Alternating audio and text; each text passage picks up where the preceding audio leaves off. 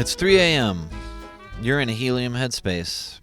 It's September 15th, 2025. American Beauty premiered on this day in 1999 in Hollywood, California. It starred Annette Bening, Thora Birch, Wes Bentley, Chris Cooper, Mina Suvari, and Kevin Spacey, who as Lester Burnham says, "It's a great thing when you realize you still have the ability to surprise yourself."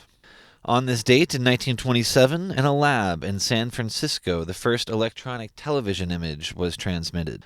Inventor Philo T. Farnsworth transmitted a straight white line. Almost a year later, on September 3rd, he demonstrated transmitting a moving image to the press, which was considered TV's public coming out.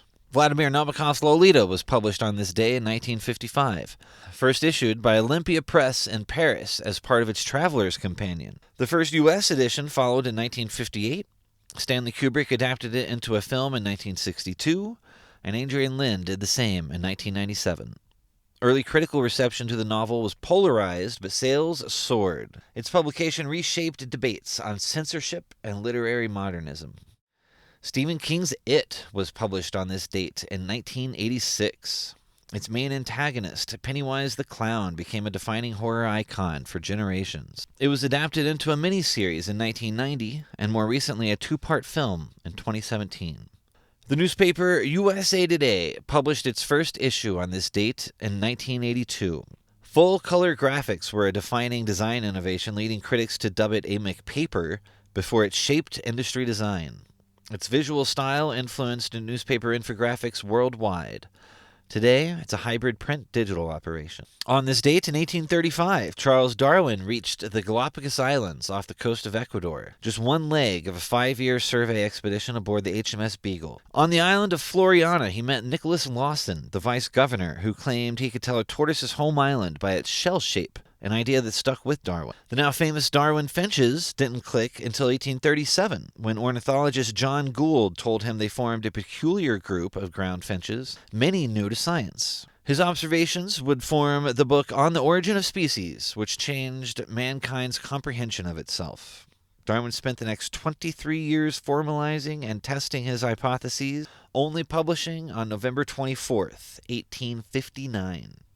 It's Oliver Stone's birthday, who was born in 1946. In April of 1967, the future director enlisted in the United States Army and requesting combat duty in Vietnam.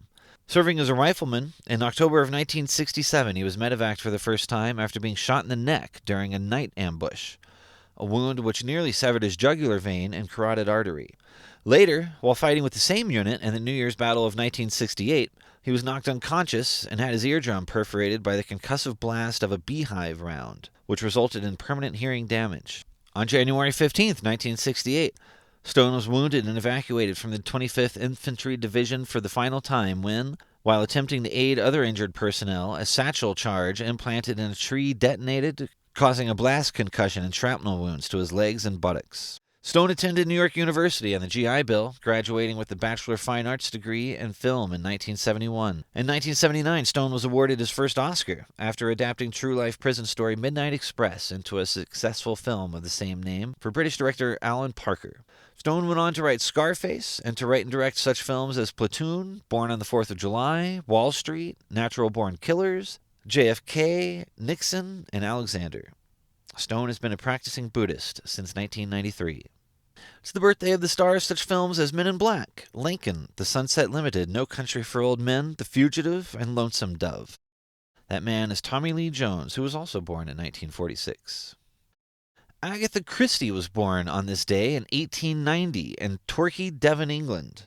She is the best-selling novelist of all time, having sold more than 2 billion copies of her work. She was initially unsuccessful, having her first 6 efforts rejected outright. According to UNESCO's Index Translationum, she remains the most translated individual author in history. In 2013, she was voted the best crime writer and The Murder of Roger Ackroyd, the best crime novel ever, by 600 professional novelists of the Crime Writers Association. And it's the birthday of Robert McCluskey, born in 1914 in Hamilton, Ohio. He was the author of Make Way for Ducklings, winner of the 1942 Caldecott Medal. The story features a pair of mallards that nest on an island in the Charles River. The mother leads the resulting 8 ducklings to the public garden, braving traffic to get downtown. On one particularly busy street, a friendly policeman stops the traffic to let them cross. And those are some of the things humans have managed to do over the years. Smile more and please reach out.